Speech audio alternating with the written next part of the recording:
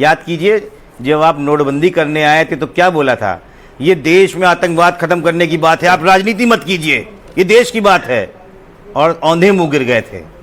उसके बाद 2000 जब किसानों के बारे में हम लोग लड़ रहे थे, आप बात मत कीजिए, विकसित भारत की बात है, 3 कानून से देश बदल जाएगा, अनाज का सरप्लस भंडार हो जाएगा, हम 2047 में जा रहे हैं, हम तीसरी बड़ी अर्थव्यवस्था बन जा रहे हैं, राजनीति मत कीजिए। और फिर धड़ाम से गिर गए। फिर जब गैस की प्रॉब्लम आई तो आपने कहा नहीं नहीं, रशिया यूक्रेन का युद्ध चल रहा है, आप राजनीति मत कीजिए, देश की बात है। फिर ऑपरेशन सिंदूर देश की बात है। और आज जब हम लोग लगातार एनर्जी क्राइसिस में हैं तो बता रहे हैं कि ईरान इजराइल की लड़ाई है, और अब जब हम लोग छात्रों की बात कर रहे हैं तो देश की बात है। लेकिन सर, ईरान इजराइल और अमेरिका की लड़ाई तो है ना डॉक्टर आशुतोष जी। एक मिनट लड़ाई तो है ना पेट्रोल डीजल के दाम। नहीं सिद्धार्थ जी, एक मिनट, आशुतोष जी अभी अपनी बात पूरी कर रहे हैं, लेकिन लड़ाई तो है ना सर। मेरी बात पूरी हो जी। हाँ, अब देखिए मैं बताता हूँ, मैं बात वो भी आता हूँ, मैं आपकी बात भी आता हूँ। ये कुछ नहीं है इनके पास।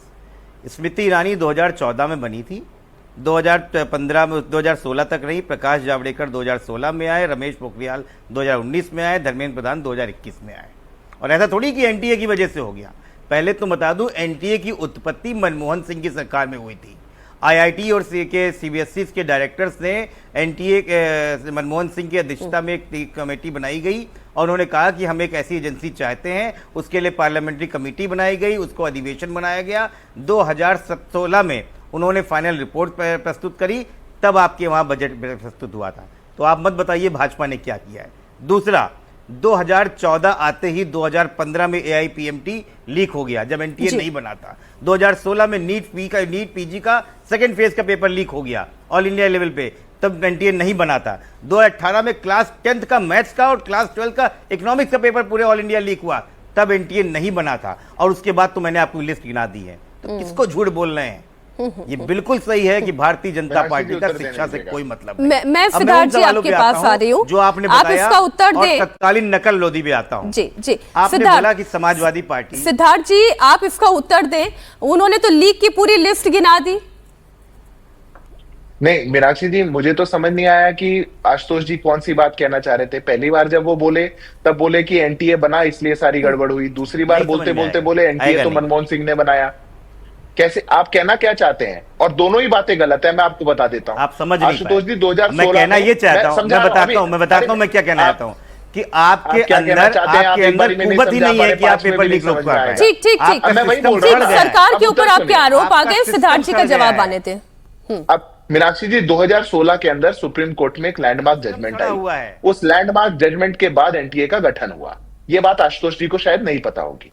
2016 से पहले देश के अंदर जितने भी परीक्षाएं होती थी उसमें अलग अलग, मैं सरकारों का तो उल्लेख ही नहीं कर रहा। मैंने आपको बोला कि मैं राजनीतिक बयानबाजी नहीं करूंगा। मेरे पास यूपीए की लिस्ट रखी हुई है, समाजवादी पार्टी के समय की उत्तर प्रदेश की लिस्ट रखी हुई है। मैं नहीं बोलूंगा, ये विषय नहीं है आज सर। 12 साल से आपकी सरकार है, आप पिछली सरकारों का काम क्यों गिनाएंगे? मैं उल्लेख ही नहीं कर रहा, मैं बिल्कुल उल्लेख नहीं कर रहा, पर मैं आपको व्यवस्था की समस्या बताना चाहता हूं।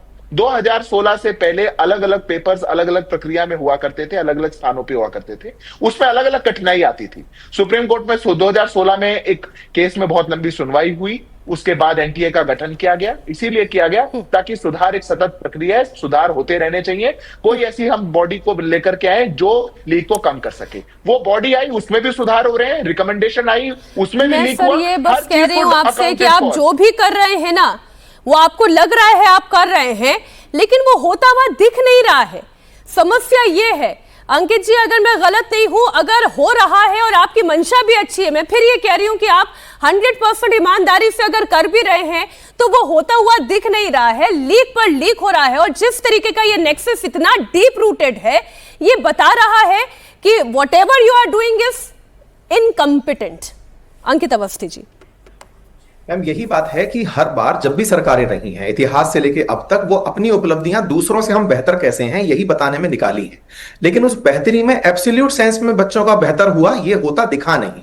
24, 25, 26 इस बात के नमूने बने हैं। 24 का पेपर लीक होना और 26 में इस तरह की घटना का होना, और एनटीए चीफ का बयान निश्चित ही उन छात्रों के दिल पर एक बड़ा पत्थर की तरह गिरेगा जिन्होंने उम्मीद लगाई थी कि एनटीए और कुछ नहीं तो मोरली तो एक्सेप्ट करेगा ही कि चलो यार गलती हमारे पार्ट पे तो हुई। खैर, फिर भी हम अभी भी ये उम्मीद करते हैं, और हमारे स्तर पर जितने भी विद्यार्थी हैं, जितने भी शिक्षक अभिभावक हैं, वो उम्मीद अभी भी सरकार से लगाते हैं, क्योंकि लोकतंत्र में सरकार उन्हीं ने निर्वाचित की है। ऐसे में निर्वाचित सरकार से उम्मीद ये है कि आपको जब सजेशंस उपलब्ध हैं, चाहे राधा कृष्णन समिति के हों, और आज के समय में बदलते वक्त में आज कितना आसान है, बार बार मैं एक बात बोलता हूं कि हमारे पेमेंट्स को एनक्रिप्टेड करके रखा जाता है। व्हाट्सएप जो फ्री ऑफ कॉस्ट आपके मैसेज दे रहा है, वो तक एनक्रिप्ट करके आप तक पहुंचा रहा है, करोड़ों मैसेज ट्रांसफर हो रहे हैं। हम क्यों नहीं एआई के रैंडमाइजेशन से पेपर बनाएं? हम क्यों नहीं लास्ट मिनट तक डिजिटल अनलॉक लगाएं? क्यों नहीं हम एआई असिस्टेड रैंडम असेंबली करें? क्यों नहीं हम क्वेश्चंस के पूरे की पूरे क्वेश्चन बैंक बना करके सेंटर ओरिएंटेड तरीके से उनका सीक्वेंस जनरेट करें? क्यों नहीं हम एक सेंटर पर जो सेंटर सीक्वेंस गया है वो अलग पर निकाल कर ले आए? ये अल्टीमेटली बात मंशा में टेक्नोलॉजी इंटीग्रेशन की है। मैम बार बार मैं कहता हूं कि 5 साल के लिए विधायक और सांसद चुनते समय हम सीआरपीएफ का गठन कर सीआरपीएफ का एग्जीक्यूशन करते हैं, और 50 साल तक जो हमारे देश की सेहत का ख्याल रखेंगे उनके लिए हम टेंडर प्रक्रिया पर बने हुई वो समिति के स्तर पर बनी हुई हम एनटीए के हाथों जिम्मेदारी सौंपते हैं।